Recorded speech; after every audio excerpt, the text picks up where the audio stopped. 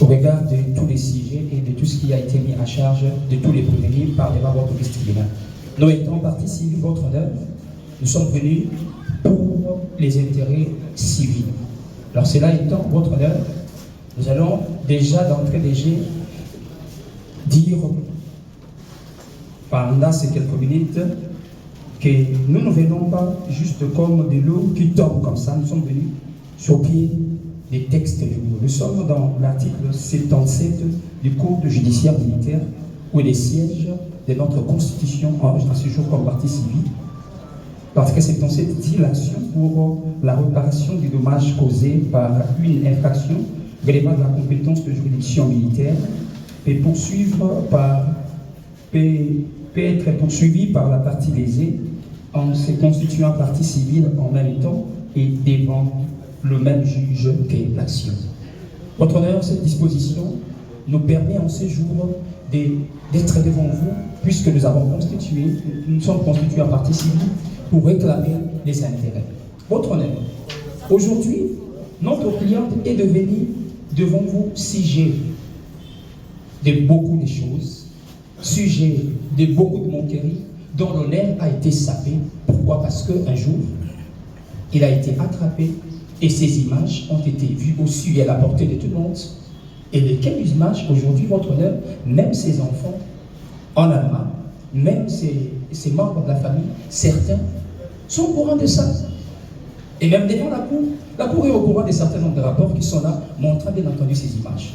Et lesquelles scènes ont été faites par les préposés de l'État, qui sont devant votre auguste cour en ce jour.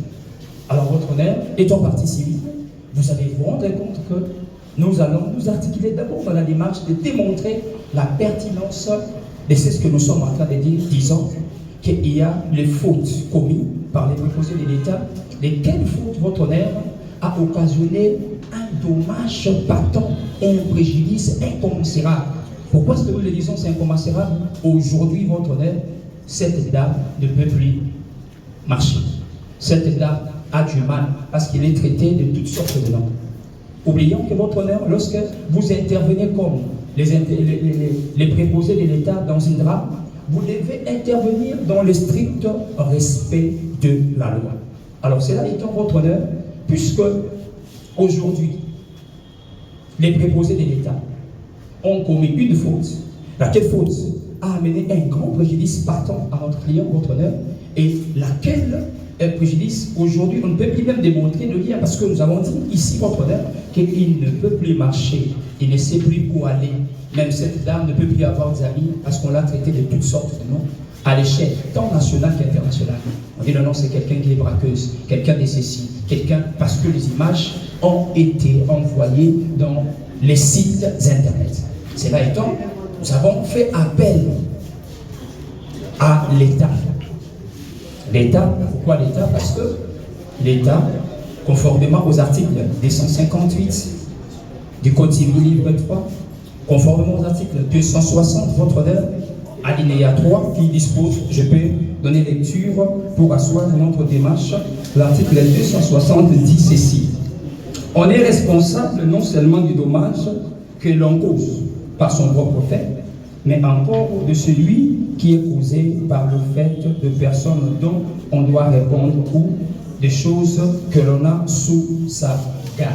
Et en alinéa 3, votre honneur, l'article 260 du Code civil dit le maître et le commettant du dommage causé par l'air domestique est préposé dans les fonctions auxquelles ils les ont employés. Votre honneur, à ce jour, vous allez vous rendre compte que le jour où la drame s'est passée, les interventions des agents de l'ordre étaient là, commandées bien entendu par les autorités qui sont préposées de l'État. Et ils étaient là. Il y a même certains qui sont venus déposer ici, démontrant bien entendu que nous avons été là. Nous avons réuni, avec beaucoup de contraintes. Alors, l'État, à ce jour, il y a un certain nombre de choses, un certain nombre de conditions qui est demandé par la disposition de cet article pour que l'État engage sa responsabilité. D'abord, votre honneur, le lien qu'il y a entre les gens qui ont agi avec l'État. Est-ce que ces gens en uniforme qui ont agi ne sont pas des préposés de l'État? Au regard de cette loi, ils sont bien entendu les préposés de l'État. Ils travaillent au service de l'État. L'État donne des injonctions à ces derniers. Et il n'y a pas que ça. Il faut que la faute provienne de ces agents-là. Il faut que la faute provienne de ces agents-là. Le prophète le mot est clair à cet effet, il dit il faut que la faute provienne de ces agents-là dans leur exercice. Et puisque la faute provient de ces agents-là, votre honneur, aujourd'hui, comme nous l'avons dit, ils ont fait plus que même ça, parce que certaines infractions étaient élaguées, le modèle de la loi reviendra avec plus de détails sur le fait tel que narré par vous, votre honneur. On dit encore qu'au-delà de ces faits, il faut que l'État, il faut que les dommages qui ont été causés soient causés exactement par les personnes qui sont sous la charge de l'État. Et les trois conditions étayées, votre honneur, vous vous rendez compte que c'est fait le bien établi dans le chef de ces prévenus. Parce que, vous comprendrez, leur action ont occasionné beaucoup de choses. Puisque ces conditions sont établies, votre honneur, nous appelons maintenant l'État, puisque c'est lui qui est leur responsable. Voilà pourquoi il est ici en responsabilité, en tant que supplément responsable. Il est là pour répondre aux faits causés par ces préposés, tout en sachant que la responsabilité pénale reste individuelle. Votre honneur, une précision d'État. Ils vont engager les responsabilités pénales pour leurs faits. Ils vont engager les responsabilités pour les actes posés dans le cadre de leur fonction, mais leurs responsabilités civiles, puisque l'État est leur maître. Regardez ces éléments étayés ici, l'État viendra à garantie. Parce que, on le dit clairement, que l'État tel qu'il est là, l'État doit s'assumer, il doit surveiller. Et il y a même les doctrinaires qui ont dit la responsabilité de l'État en cette matière est de présomption irréfragable. Pourquoi? Parce qu'on sait que les préposés sont toujours des personnes insolvables. Et l'État étant garant, l'État vient bien entendu pour garantir, pour avoir enfin l'action vers ses préposés. Alors cela étant votre honneur, vous allez vous rendre compte que les préjudices qu'a subi notre client est tellement énorme qu'on ne peut pas démontrer ici. Même l'argent qu'on peut postuler devant votre office tribunal ne saura pas être comparé à l'honneur de celui-ci. Parce qu'aujourd'hui, il n'a plus d'honneur, il n'a plus de secret, il n'a plus de vie, il ne peut, je ne sais plus même, comment le dire, il ne sait même plus se marier. Qui prendra cette femme où la dignité est déjà mise à la portée de tous? Qui les prendra? Pourquoi? Parce qu'il y a un certain nombre de personnes qui ont joué et qui ont travaillé en marge de leur responsabilité assignées. Et donc, cela étant votre honneur, vous allez, lorsque vous serez dans le délibéré, vous allez vous rendre compte que tout ce qu'on peut postuler, tout ce qu'on peut demander ne saurait pas être compassé à ces derniers. Donc, vous direz, cette postulation établie parce que nous sommes déjà constitués partie civile, mais au-delà de ça, vous direz que ce que nous disons, c'est établi en tant que tel, et nous postulons, vous allez condamner plutôt les prévenus en postulant, vous allez condamner les prévenus à une somme équivalente à 1 million de dollars en francs congolais, et lorsque vous le ferez, vous ferez justice, nous avons dit. Pour prendre acte de vos conclusions et vous pouvez dans le délibéré. Un mot d'ajout. Exactement, monsieur le Premier Président. J'aimerais aborder dans le même sens que mon estimé confrère qui vient d'intervenir ici. Je crois que monsieur le Premier Président, ça a été démontré de manière claire ici. Les bavures qui ont été commis par nos éléments, les FARDC et certains de la police, ils sont aussi présents. Et monsieur le Président, moi j'aimerais bien insister sur le fait que la République démocratique du Congo aujourd'hui étant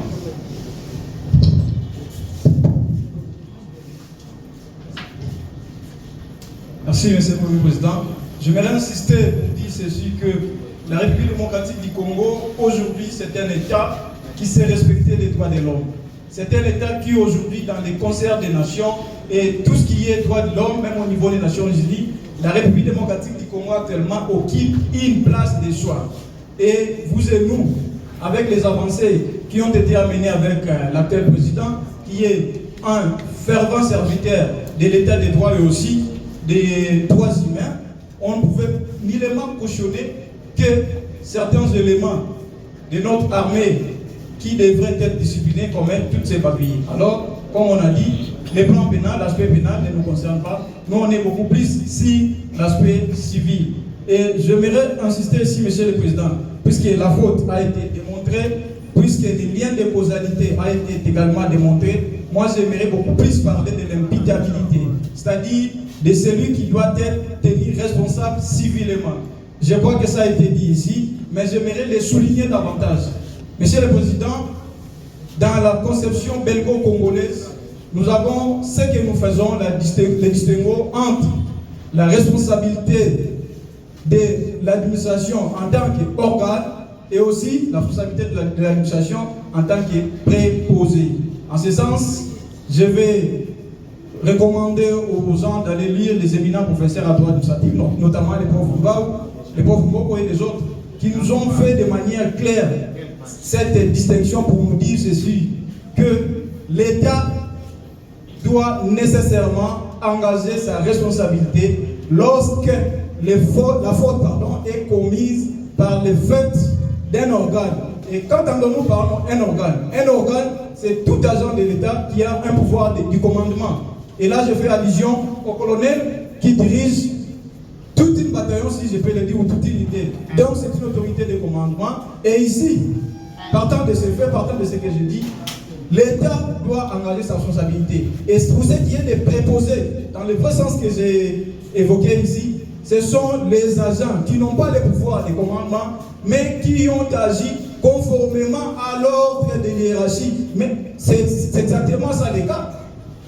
Les militaires qui sont allés à la banque et qui sont intervenus dans l'opération, ils ne sont pas venus vaille-vaille, ils sont venus parce qu'ils ont reçu l'ordre et les bavures ont été commises à l'occasion de l'exercice de leurs fonctions.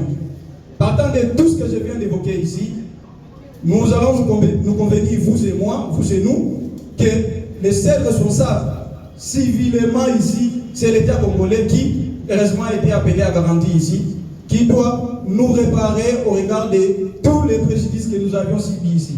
Monsieur le Président, les actes ou les bavures qui ont été commises par nos éléments, non seulement que ça a énervé les dispositions de la législation nationale, mais aussi les dispositions des droits internationaux qui consacrent les corps humains, qui dit que l'intégrité physique doit être conservée. Et Monsieur le Président, vous avez vu les bavures, comment est-ce que notre cliente a été jetée à la merci de tout le monde. Et aujourd'hui, elle est essuyée sur tous les plans. Elle n'a plus d'honneur, il n'a plus avec elle.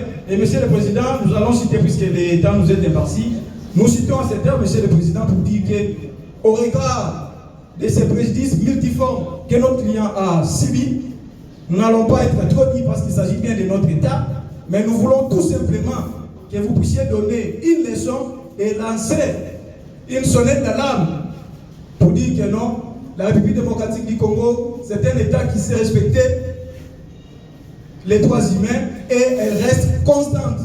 De ce fait, Monsieur le Président, vous allez juste à titre symbolique, comme ça a été évoqué par mon estimé confrère ici, nous accorder ou condamner la République démocratique du Congo à un dommage d'intérêt de 1 million de dollars équivalent en francs congolais, et je crois que ça sera justice. Nous l'avons dit.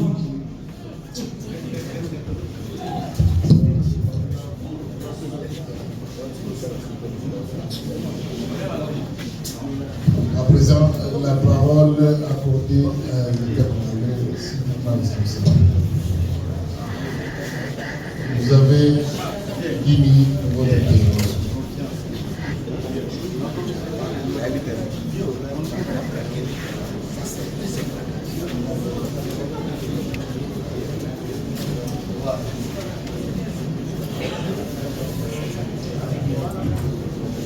Merci, Monsieur le Président, pour la parole que vous nous accordez.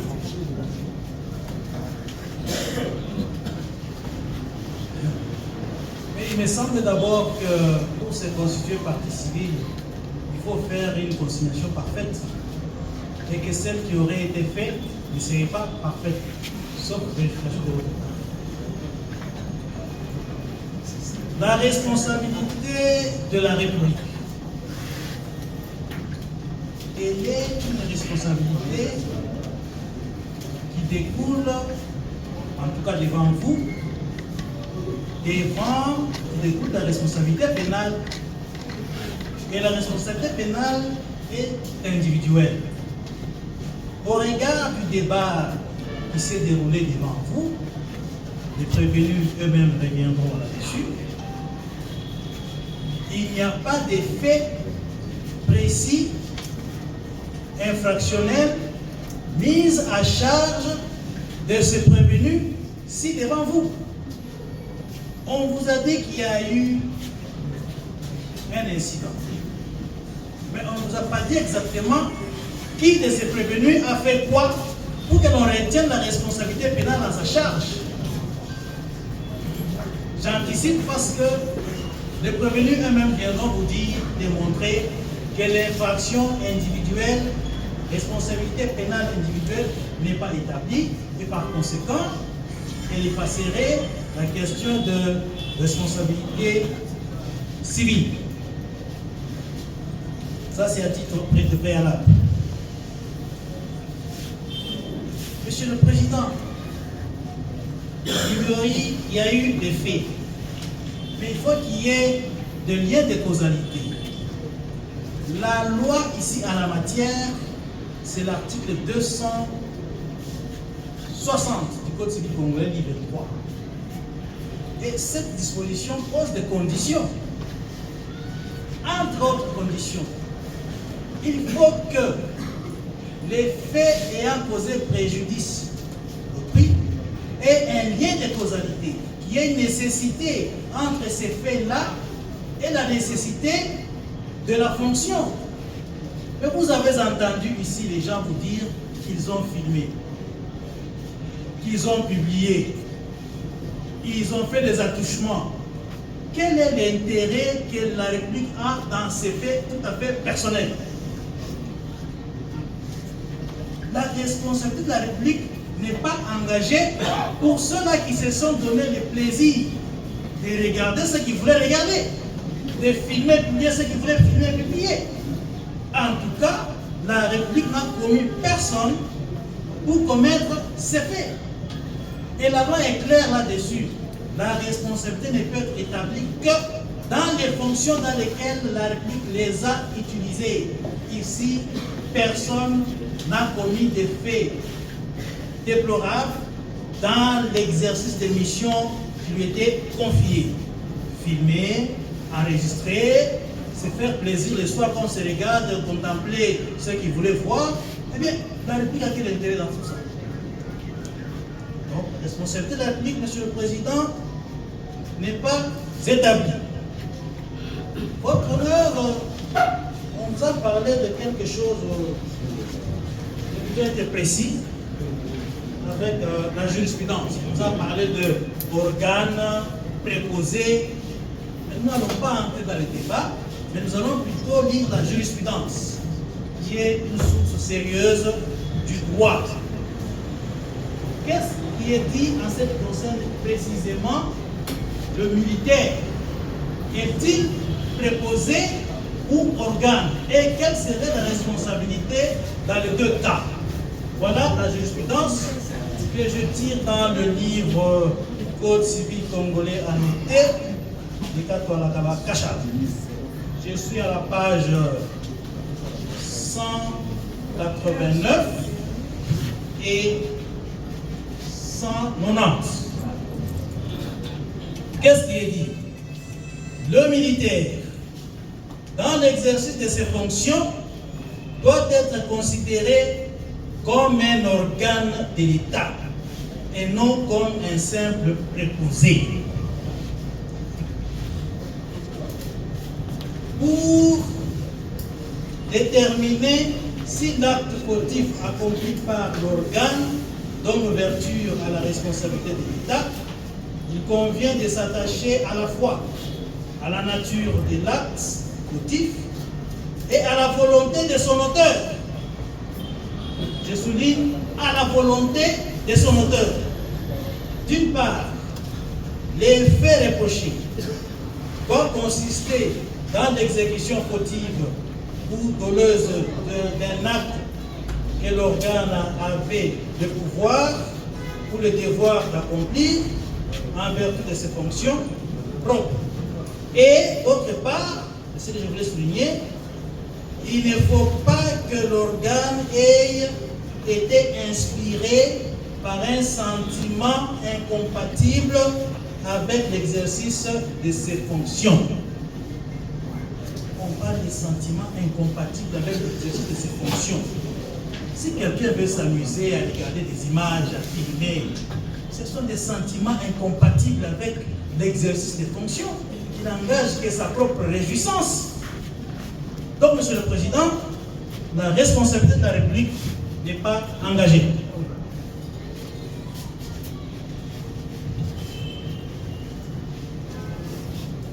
Oui, on veut vous vanter une personne qui, après avoir braqué la banque, veut maintenant faire un braquage judiciaire des finances de l'État. Voilà.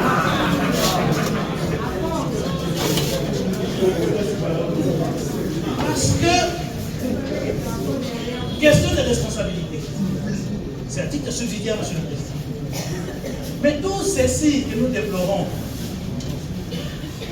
quel est l'effet générateur de tout cela? C'est sa propre turpitude. Sa propre turpitude d'une dame, sans être invitée, quitte là où elle était tranquillement, décide délibérément de venir inquiéter la quiétude, la paix dans des institutions ici. À la banque, elle vient braquer. Et c'est de cela qu'elle vient se vanter. Monsieur le Président, je suis venu braquer la banque. Et dans mon exercice de braquer la banque, voici ce que j'ai connu, vous ordonnez à la République de me dédommager. Mais c'est immoral. Monsieur le Président, nous sommes quand même dans un état de droit. La République n'a jamais commis de militaires pour qu'il fasse ce que Madame est venue se prévaloir d'ici.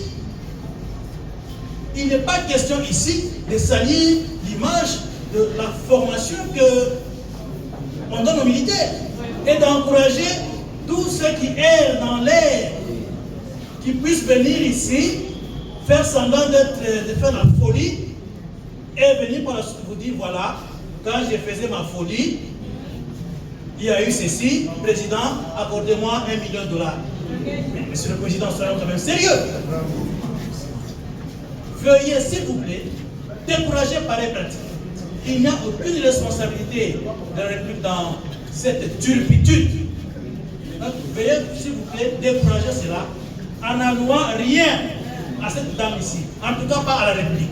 J'ai dit et je vous remercie. Silence, silence. Pas de signe d'approbation ni de concession. Ceux qui obtempèrent, qui n'auront pas obtempéré de l'ordre de la Cour, le président va les expulser de la salle. La Cour prend acte de vos conclusions de la République démocratique du Congo et vous promet d'en délibérer. À présent, la Cour appelle la défense. Bon, d'abord, le ministère public pour présenter ses réquisitions.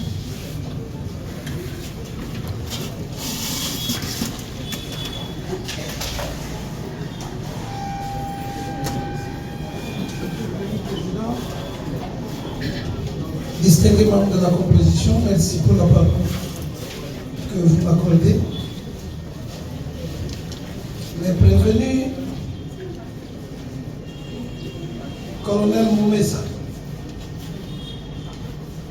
capitaine Kongawi, capitaine Mwamba, sous-lieutenant Longongo, adjudant-chef Tchangan, adjudant de première classe Kamenga, soldat Mbaki, soldat de deuxième classe Modaya et des soldats de deuxième classe Tchendela sont présentés devant votre auguste cour en procédure de flagrance conformément à l'ordonnance loi de 78 réprimant les infractions flagrantes.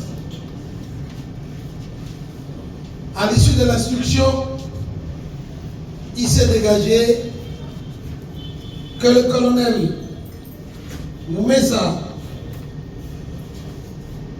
est poursuivi pour violation des consignes. Les capitaines Kongawi et Mwamba pour non-dénonciation d'infractions relevant de la compétence des juridictions militaires. Le sous-lieutenant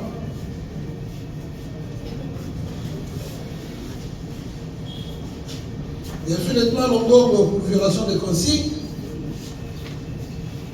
L'adjudant-chef Tchangan pour non-dénonciation d'infractions relevant de la compétence des juridictions militaires. L'adjudant de première classe Kamenga pour violation des consignes, attentat à la pudeur. Mbaki pour violation des consignes, Modaya pour violation des consignes et Tchendela pour violation des consignes également. La violation des consignes est une infraction qui est rangée dans la rubrique des infractions contre la discipline dans le code pénal militaire parce que la discipline occupe une place importante dans l'armée et il est important que cette discipline soit restaurée chaque fois qu'elle est perdue. Pour cela, les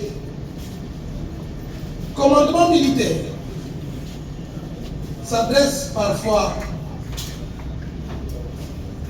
à la troupe, à les parades, à les causeries morales. Et là, les bons militaires s'alignent. Mais ceux qui ne s'alignent pas, il reste un dernier recours pour le commandant, c'est de les mettre à la disposition de la justice militaire pour que sanctions exemplaires leur soient infligées de manière à décourager une bonne fois pour toutes tout autre militaire qui serait animé par ses velléités de suivre les mauvais exemples ou de poser des actes qui nuiraient à la réputation de l'armée. Quels sont les faits de la présente cause? En date du 16 octobre 2025, il s'est passé un incident à l'agence Raobank de Victoire, incident dans lequel MLA Madame Honorine Porsche, actuellement de nationalité allemande, d'origine congolaise. Les forces de l'ordre et de défense de la République démocratique du Congo sont intervenus avec bravoure, avec beaucoup de réussite et ont réussi à neutraliser et à appréhender la personne principale impliquée dans cet incident. Malheureusement, ce qui aurait dû être une victoire pour nos forces s'est transformé en un échec dans la mesure où la personne qui devait être présentée comme auteur du braquage se retrouve aujourd'hui comme partie civile dans un procès à charge de nos éléments qui sont partis pourtant intervenir. C'est ici qu'il est important de faire la différence. Il n'est pas question de décourager les forces de l'ordre dans les différentes interventions, comme d'aucuns ont semblé le dire. Cela ne veut pas dire que lorsqu'il y a un incident, que les forces de l'ordre vont intervenir, ils ont feu vert ou carte blanche pour tout faire. Il y a la notion de la proportionnalité. Il y a la notion de l'état de droit qu'il faille respect. Dans un état de droit, tout est soumis à la loi. Il y a séparation des pouvoirs et il y a la notion de la redevabilité. Lorsqu'un militaire, un policier ou un bâtisseur du service national va en intervention, de quelque nature que ce soit, et qu'il agisse avec professionnalisme et bonne moralité, l'acte est à applaudir sans aucun doute. Et le commandement ne s'empêchera pas de le féliciter ou même de le promouvoir.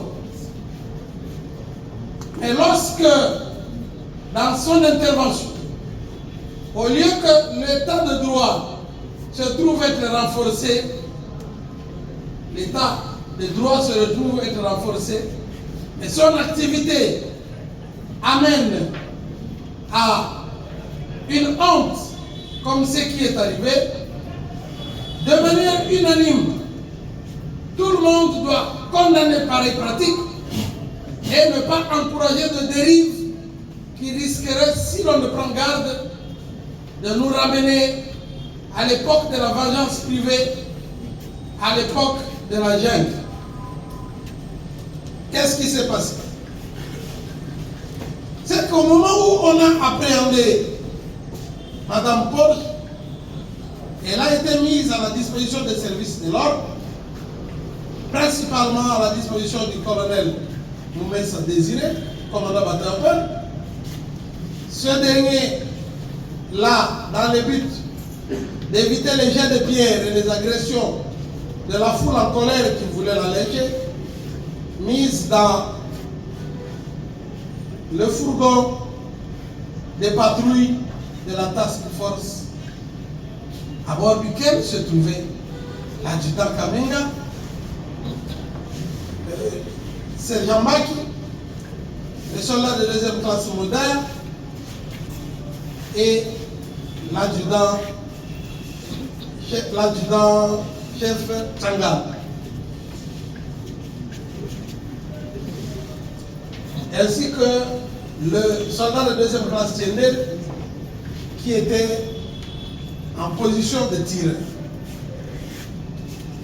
Alors que la dame était déjà à moitié nue, alors qu'elle était déjà maîtrisée, alors qu'elle ne représentait plus aucun danger, et qu'il ne fallait que la soustraire du lieu pour la ramener en un lieu sûr, où justice devait lui être appliquée conformément aux lois de la République démocratique du Congo,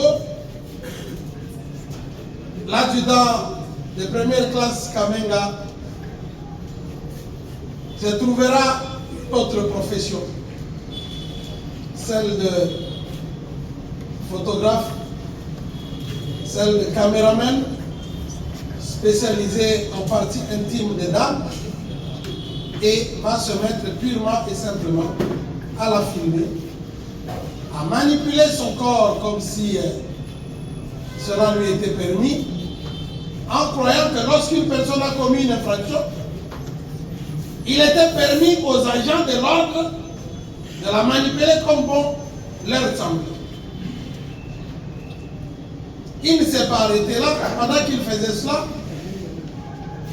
Modaya et Mbaki, qui approuvait cet acte, observaient et l'encourageaient même. Tout cela sous le regard complaisant de l'adjudant-chef Tchangan, qui était pourtant supérieur hiérarchique en grade par rapport à tout le monde qui était. Arrivé au niveau du bataillon PM, la victime sera descendue du véhicule, remise en tenue, et le commandant bataillon PM se livrera lui aussi à une séance, une séquence de filmage et d'interview pour raison de services d'après lui par rapport à sa hiérarchie. Lorsqu'après avoir réalisé son forfait, l'adjudant de première classe Bamenga voulait devenir célèbre. Il va commencer à faire la promotion de son activité. C'est ainsi qu'il verra le capitaine Kongawi et lui dira: mon capitaine, j'ai filmé cette femme et j'ai des images dans mon téléphone. Il dira la même chose au capitaine Mwamba, et les deux, au lieu de le condamner, de le sanctionner ou de le dénoncer, ils vont seulement dire Tindela Ngaipi. Et lui, en bon exécutant, leur enverra aussi ces images. Monsieur le Premier Président de la composition, c'est autour de ces faits que gravitent les différentes infractions que nous venons de vous citer et que nous allons rapidement analyser en droit avant de passer à nos réquisitions proprement dites. La violation des consignes est prévue et punie par l'article 113 du Code pénal militaire, et pour son existence, elle requiert plusieurs éléments constitutifs, dont le premier est lié à la qualité. On ne peut commettre la violation des consignes qu'un militaire, un policier ou un bâtisseur de service national. Dans le cas d'espèce, bien entendu, le colonel Moumé Désiré est un officier supérieur des forces armées de la République démocratique du Congo. L'adjudant Kamenga est un sous-officier de première classe de la République démocratique du Congo.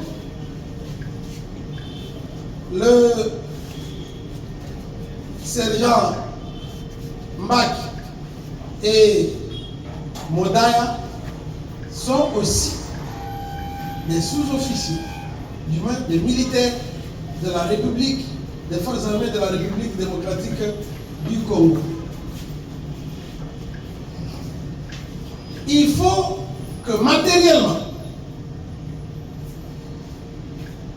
cet homme ou cette femme qui a la qualité requise par la loi pour commettre la violation des consignes ait fait quelque chose qui est interdit par la loi, ou n'ait pas fait quelque chose qui lui est prescrit par la loi. Dans le cas d'espèce, ils ont fait ce qui est interdit par la loi. La consigne,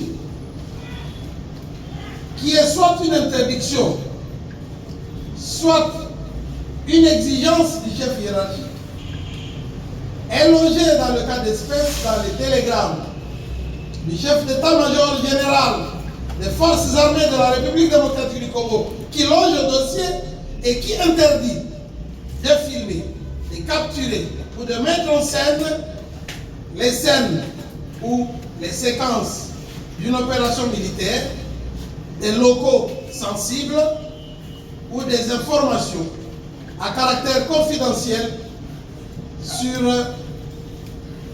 les lieux ou les théâtres des opérations.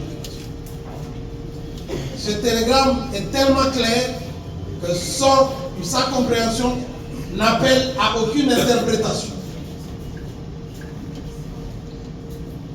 Pour qu'il y ait violation des consignes, l'agent doit avoir soit violé la consigne, donc fait ce qui est interdit, ou ne pas faire ce qui est prescrit, mais l'agent peut aussi forcer la consigne.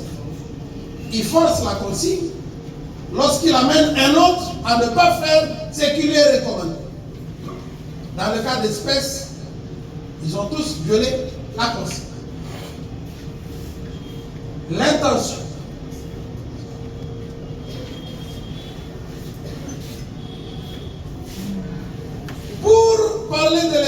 intentionnel, Monsieur le Premier Président, distingué membre de la composition, l'agent doit avoir agi de manière libre, avec connaissance qu'il commettait un acte interdit par la loi.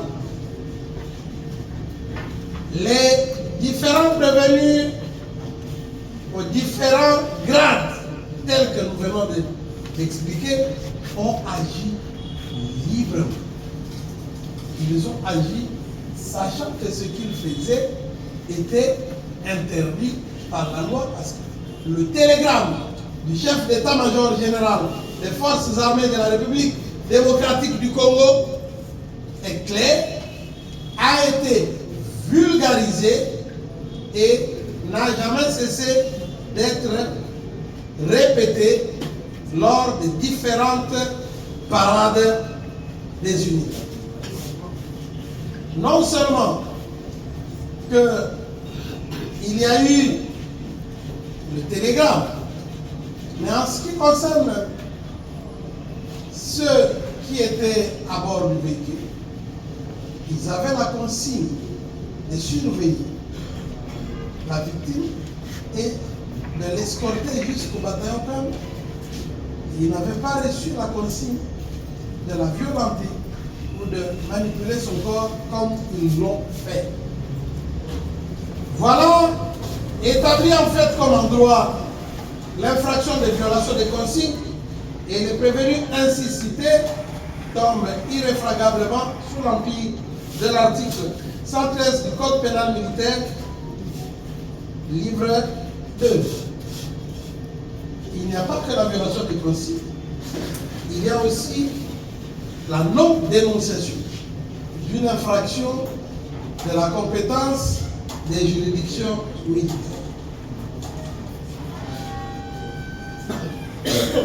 113 du Code pénal militaire. Le Code pénal militaire est aussi divisé en 2 livres, et celui-là, il se trouve au livre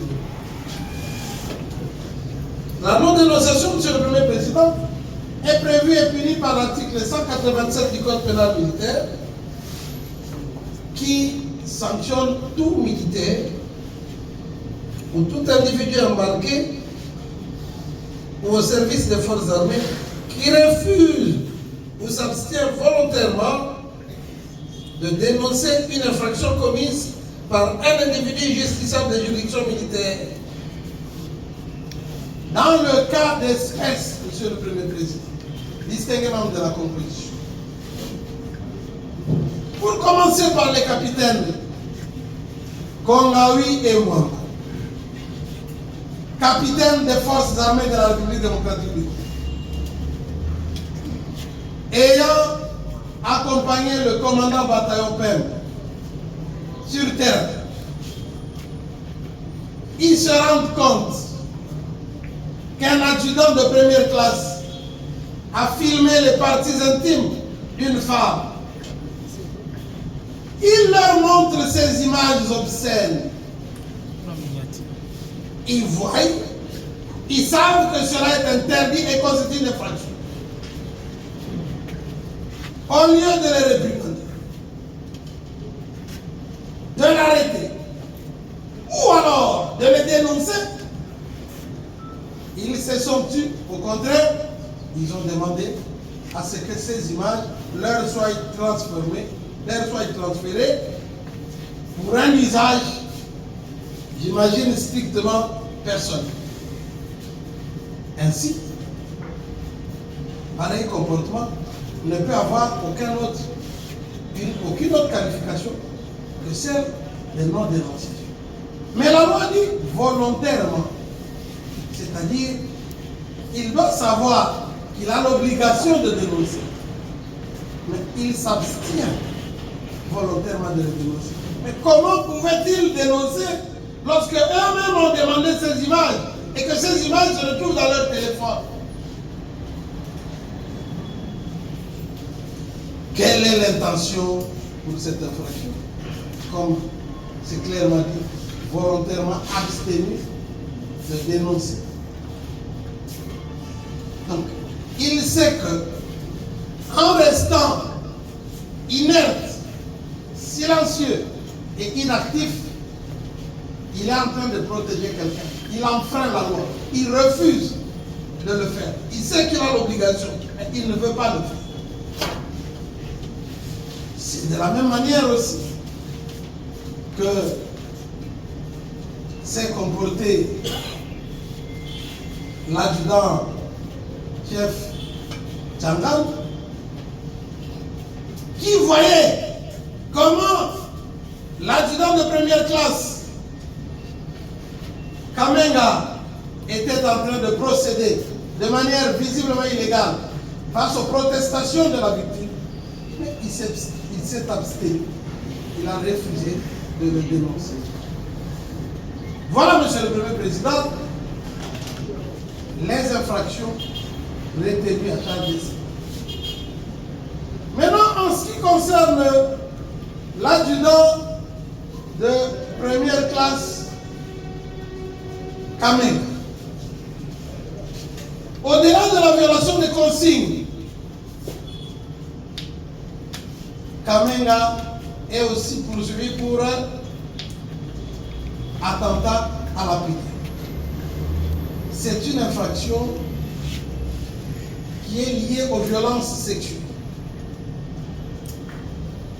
En ce qui concerne les violences sexuelles, nous devons retenir qu'il y a principalement deux grandes catégories.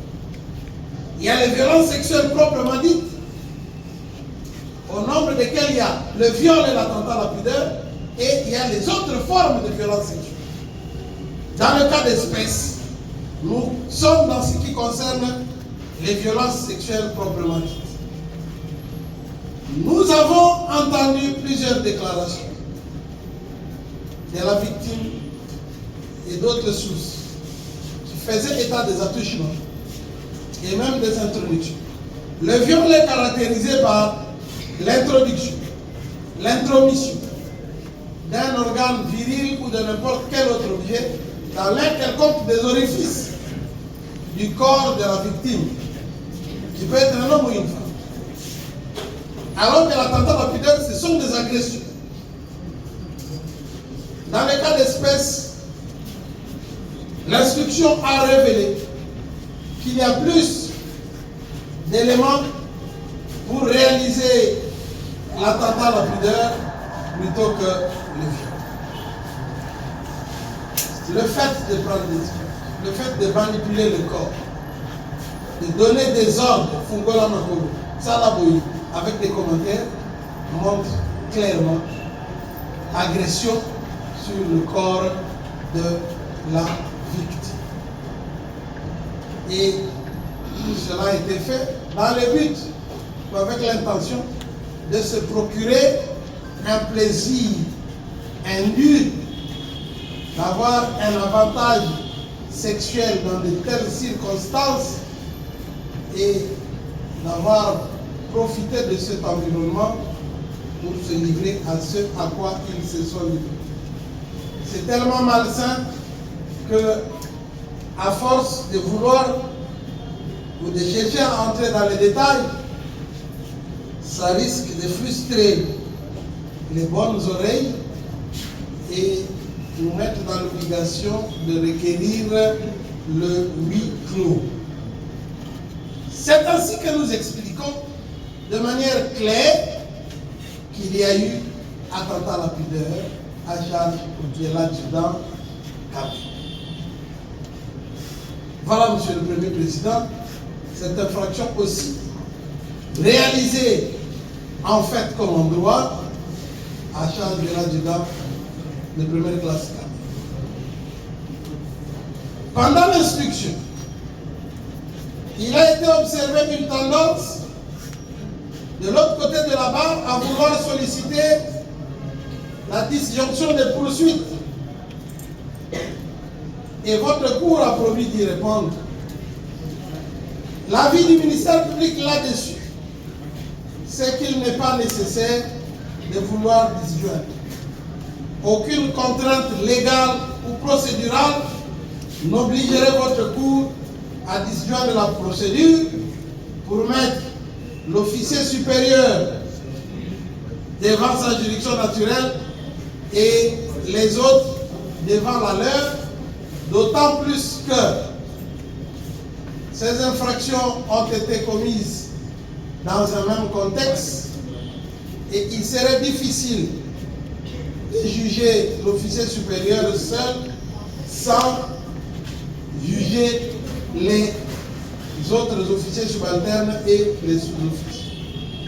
Donc juridiquement, il n'y a aucun motif à vouloir discuter. Il a aussi été soulevé le problème de la litispendance. Quelque part, on a vu que votre cour voulait connaître des faits de braquage qui sont pourtant en train d'être instruits devant le tribunal militaire de garnison de la Gombe. Là-dessus aussi, le ministère public répond qu'il n'y a pas litispendance, d'autant plus que le tribunal militaire de garnison de la Gombe est saisi par traduction directe à charge de Madame Poche et d'autres consorts qui ne sont pas devant votre auguste cour en tant que partie au procès. Et les faits tels que qualifiés devant le tribunal militaire de garnison de la Gombe ne sont pas identiques à ceux pour lesquels votre auguste cour est saisie aujourd'hui. Il n'y a pas identité de parti. Il n'y a pas non plus identité dans les préventions. Et il est seulement question d'observer de manière un peu plus attentionnée pour se rendre compte que c'est vrai que tout est né des événements du 16 octobre, mais que dans ces événements, celui ou ceux qui sont impliqués dans l'acte de braquage sont devant le tribunal militaire de garnison. Maintenant, celui ou ceux qui sont allés intervenir sont devant votre auguste cour. À vouloir interpréter que la cour est en train de décourager les forces de l'ordre en jugeant ceux qui sont allés mettre fin à une situation, le ministère public répond que ce n'est qu'une question de redevabilité.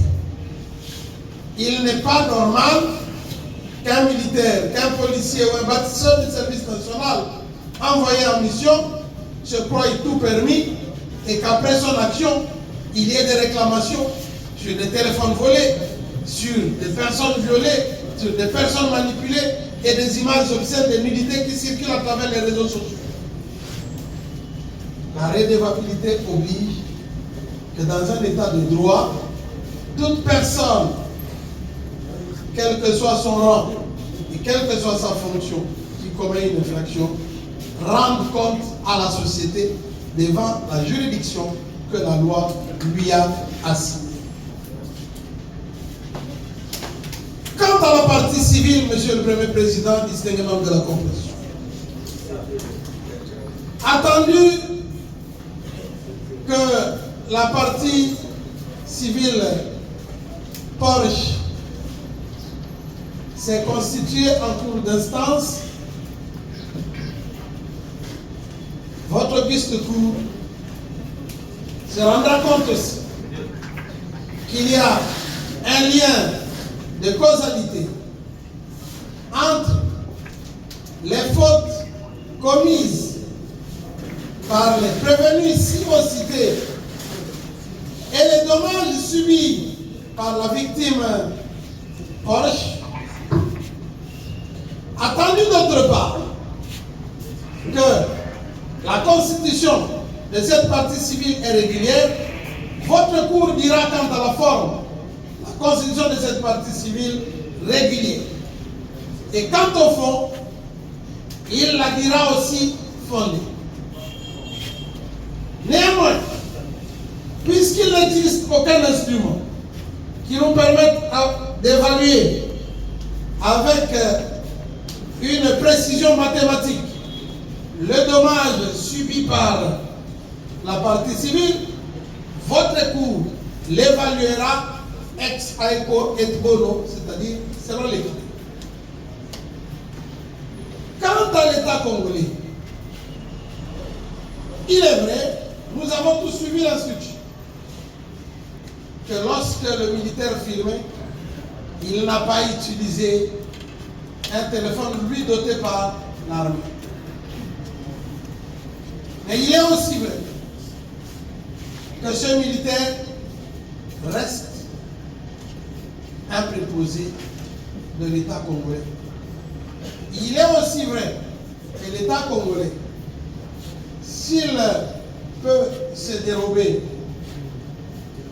par rapport à l'instrument utilisé, ne saura se dérober par rapport à sa responsabilité de choisir les bons militaires, de bien les former et de bien les instruire. C'est ainsi qu'il a le devoir de sanctionner et de former progressivement ces hommes. Votre Auguste Cour reconnaîtra quand même que quelque part l'État congolais peut être retenu civilement responsable des actes commis par les militaires qui sont ses préposés.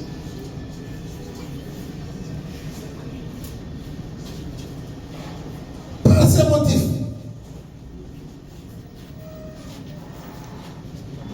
vu la Constitution de la République démocratique du Congo, spécialement son article 156, vu le Code judiciaire militaire, vu le Code pénal militaire, en ses articles 113 et 187, vu le Code pénal congolais, en son article 167, vu l'ordonnance loi numéro 78 001 du 24 février 1978 relative à la répression des infractions flagrantes en ses articles 1, 2, 5, 6, 8 et 11. Vu le Code civil congolais, livre 3, en ses articles 258 et 260, requiert qu'il plaise à votre auguste cour de déclarer les prévenus si haut qualifiés coupables de faits infractionnels mis à leur charge et de les condamner en conséquence comme suit. En ce qui concerne le colonel Désiré Moumessi, avec l'admission de larges circonstances atténuantes, tenant d'abord au loyal service rendu à l'armée et à la République, ainsi qu'à son casier judiciaire vierge, à 24 mois de servitude pénale principale pour violation des consignes, au paiement des frais d'instance à tarifier par le greffier, à défaut à 3 mois de contrainte par corps, ou de le condamner à telle autre peine que votre auguste cour entendra en bonne justice être convenable. En ce qui concerne le capitaine Kongaoui, à 5 ans de servitude pénale principale pour non-dénonciation d'infractions relevant de la compétence de juridiction militaire, au paiement des frais d'instance à tarifier par le greffier, à défaut à 3 mois de contrainte par corps, de le condamner à telle autre peine que votre auguste cour entendra en bonne justice être convenable. En ce qui concerne le capitaine Mondi, 5 ans de servitude pénale principale pour non-dénonciation d'infractions relevant de la compétence de juridiction militaire, au paiement des frais d'instance à tarifier par les greffiers, à défaut à 3 mois de contrainte par corps, de le condamner à telle autre peine que votre auguste cour entendra en bonne justice être convenable. En ce qui concerne le sous-lieutenant Longongo, l'instruction n'a rien révélé d'infractionnel à sa charge. Nous requérons qu'il plaise à votre auguste cour de l'acquitter et de le renvoyer libre de toute charge, et ce sera justice.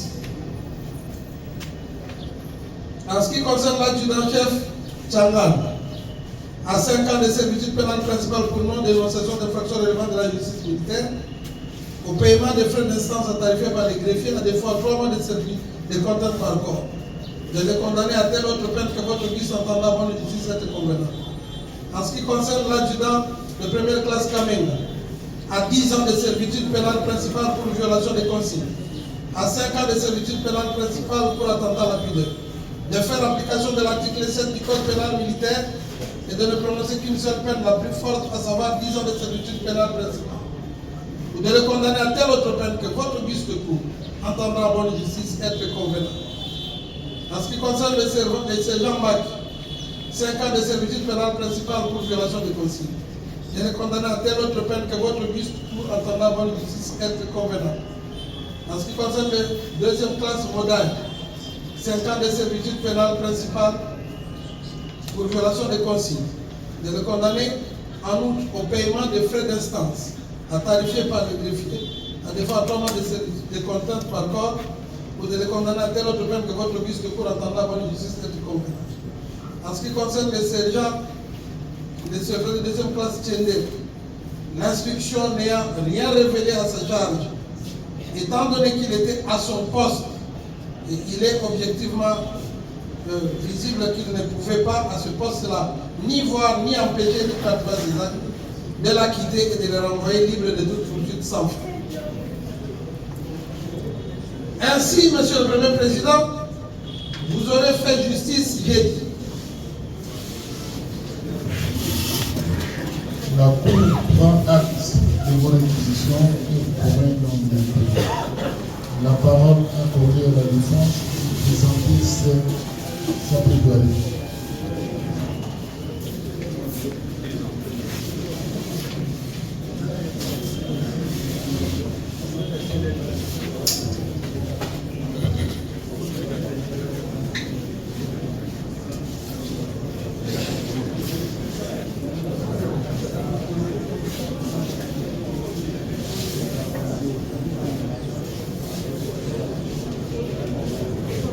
Vous avez 1 heure de temps d'essayer de répartir ça utilement pour l'ensemble de la défense. Merci, Dr. Neuf. Nous prenons la parole pour le compte du colonel Désiré Moumessa, qui, tantôt nous venons de suivre, il est poursuivi pour violation des consignes. Nous sommes organisés de sorte que nous n'allons pas prendre beaucoup de temps. Mais nous voulons vous présenter sommairement comment nous sommes organisés à l'époque du problème de Maître Joël Kitenge va présenter les faits. Maître Harris va aborder les fonds, c'est-à-dire ainsi Maître Mansa viendra pour discuter. Mais dans notre jeu, nous croyons, au vu de ce qui a été débattu pendant l'instruction juridictionnelle, que le ministre public allait requérir l'acquittement pur et simple au vu de tout ce qui s'est dit. Mais l'on nous présente la violation des consignes. Juste une observation, nous voulons aussi de la défense prendre le contenu, lire et pouvoir répliquer entre nous. Le contenu de cet élément, je crois que l'organe va avoir pris le soin de nous l'apporter parce que c'est un élément essentiel du dossier. Il va nous le transmettre en quelle date cela a été émis et qui était l'autorité qu'il avait et si nous avons le temps. Sur cette, en attendant que le ministère public nous balance le télégramme qui concerne, qui constitue aujourd'hui la version des consignes, Maître Joël peut commencer déjà avec les fonds. Merci. Avec l'autorisation de la Cour, Monsieur le Premier Président, distingués membres de la composition, Messieurs l'organe de la loi, mon colonel, je dirais même mes colonels, puisque vous en êtes tous, le ministère public, le Premier Président et distingués membres de la composition. Les faits, je vais vous les résumer. Pas pour apprendre à la cour, puisque la cour qui instruisait, c'est au moins au regard de l'expertise, le renseignant, le jeu des questions, la partie civile, on sait à quoi s'en tenir. La date est bien connue, à Kinshasa, capitale de la République démocratique du Congo, le 16 octobre de cette année en cours, une dame, tout à l'heure, en écoutant, elle se présente comme une déséquilibrée. Ça, ce sont ses propres propos, que le médecin lui aurait même inscrit pour devenir très équilibré. Il doit consommer autant de champs. Ce sont ses propos. Et cette dame s'organise. Je ne sais pas comment. Elle vise l'argent des autres. Cette fois-ci, gardée à la banque. Dans cette banque, il y a l'argent de l'État, puisque nous payons des taxes, même des vignettes, de l'assurance et beaucoup d'autres impôts par la banque. Des particuliers, des entreprises du portefeuille ont des comptes dans cette banque commerciale. Elle vient pour braquer l'État comme client de la banque, de militaires aussi, et professeurs d'université comme client de la banque pour récupérer ce qui leur appartiennent. Et partir tout bonnement pour reprendre que les propos de ce qu'elle a dit devant les thèmes du jeu. Pourquoi elle dit non? Parce que j'ai cherché la première dame de me recevoir et m'apparaît ici. Comme ça, je vais braquer le bras. Ah bon? Et nous sommes là, dans ce procès, pour parler d'un complot, d'un programme bien prémédité. Et pour une fois dans l'histoire de la police nationale congolaise, les forces armées de la République démocratique du Congo, à ce qui me concerne, jusqu'ici, c'est pour une première fois qu'ils braquent une sorte de scénario qualifié de braquage à plein jour, à plein victoire, d'une banque avec armes et munitions. Tous les renseignants affirment qu'il a été attendu suffisamment d'armes, d'études nourries. Et je sais ce que c'est dire nourri, à l'extérieur comme à l'intérieur. Là, la police n'a jamais assisté à un tel événement. Peut-être du temps des Zaïre ou à l'époque coloniale. Je ne me souviens pas. Mais c'est la première fois que la police soit devant un tel événement. Task Force, nous savons combien de temps que Task Force a été mise en place pour des raisons éventuelles de la sécurité que notre État traverse. Ils n'ont encore que quelques temps pour mettre en pratique ce à quoi ils ont été constitués. Les FARDC, tant de la paix, de la LENI, de la police criminelle, de ceux qui dépendent de l'inspection provinciale de la police, ou encore de la district de la police de la FUNA, PD,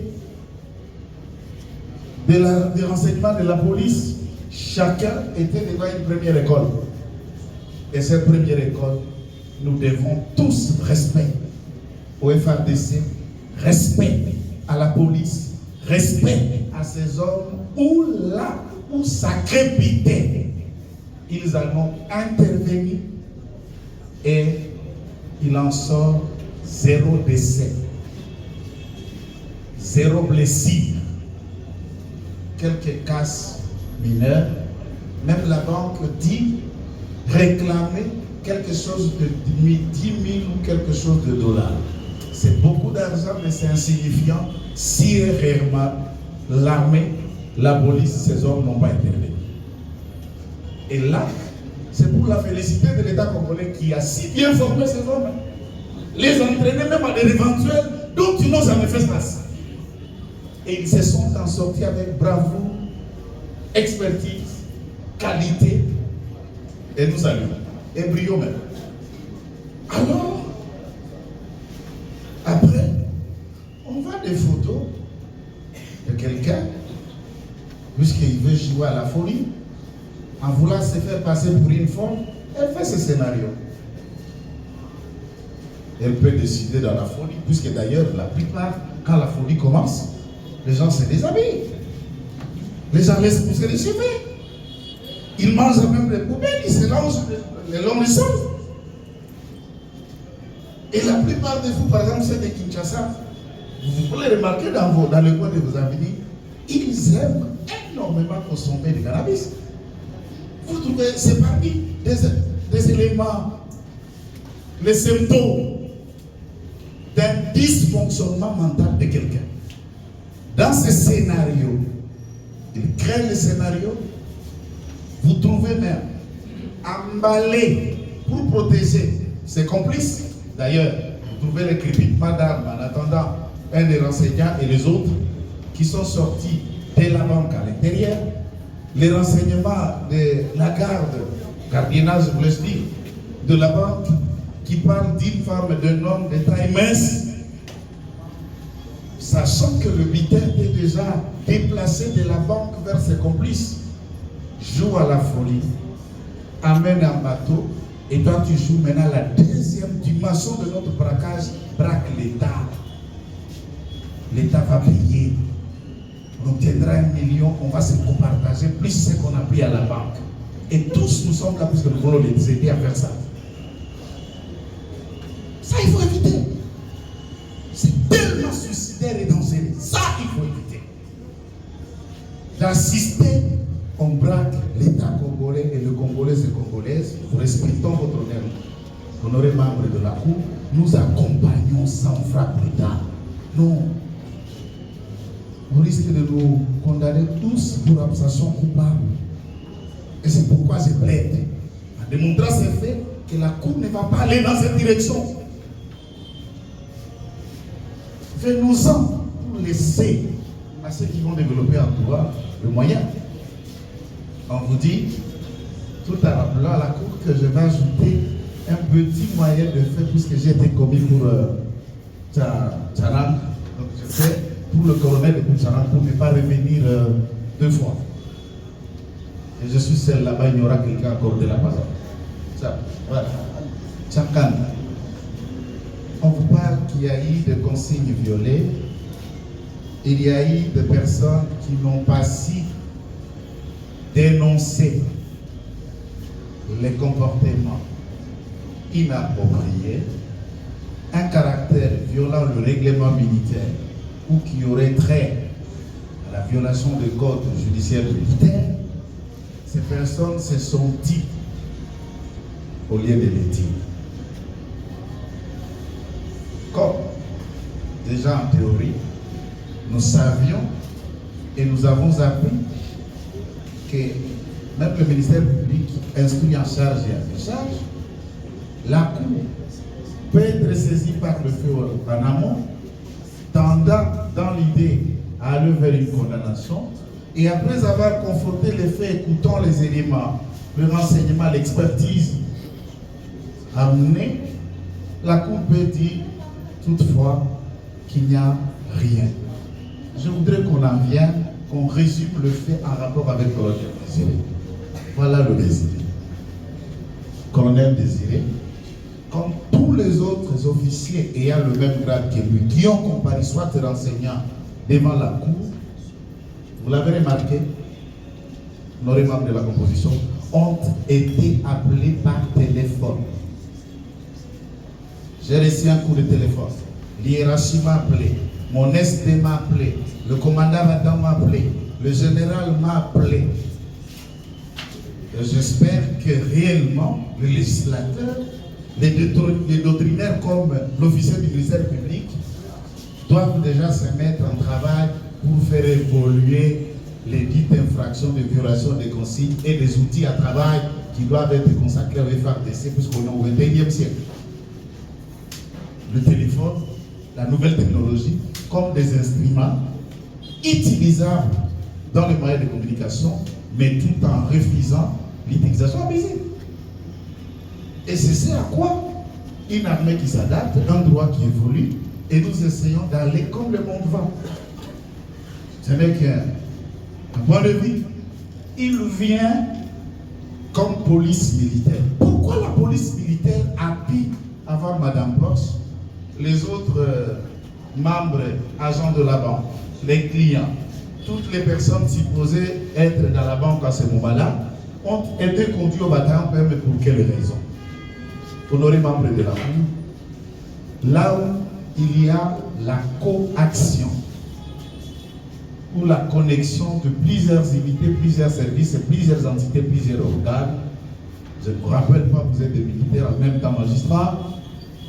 La police militaire prend la suprématie du contrôle des actes à poser une fois que les dangers de l'intérieur, quand les anti-émeutes, les unités d'intervention finissent, s'il y a des personnes à instruire, et là, la police militaire est requise comme officier de police judiciaire. Pourquoi? Puisqu'il y avait la LENI, il y avait Task Force, il y avait les gens des DD. Dans la vidéo, vous le voyez, de la 14e région militaire, non apparente comme apparente. Ce sont des gens qui ont un numéro qui fonctionne. Vous voir tel visage. Chacun était là. Et la police militaire prend la suprématie. C'est la seule raison où il a été dit désiré là, comme policier militaire, là où plusieurs unités sont en action, et l'unité d'être, c'est la police militaire. La première raison. Et à ce stade, je voudrais bien savoir si c'était violation de consigne, ça va. On le développait, mais en moins, il n'y en a pas. Dans un fond, il nous récupère la personne pourchassée par des à être caillassée par là. Et puis on est à Victoire, on est à Matongué. On est dans les carrefours, le plus grand carrefour de la ville, Rond-Point Victoire. Et on sait que non, pour ne paraphraser qu'en lingala, avec l'autorisation de la Cour, Moïbi ne pouvez pas mourir, même si vous n'avez rien volé, même si réellement vous êtes voleur, c'est écrit, et vous ôtez la vie. Et là, nous saluons le bravo de ce commandant père et des éléments de la task force qui n'ont pas hésité avec leur blindé pour sauver la vie de Ponce. Et il les remerciera peut-être un jour. Sans eux, peut-être elle ne serait pas là. La victoire, sans eux, elle ne serait pas là. Et si c'est de cette façon qu'il faut le remercier, ok. Venez réclamer. C'est à quoi l'État va vous devoir par la suite. Si c'est un merci qui vaut 1 million, d'accord. Tout le monde comprend. C'est une nouvelle méthode de dire merci, 1 million.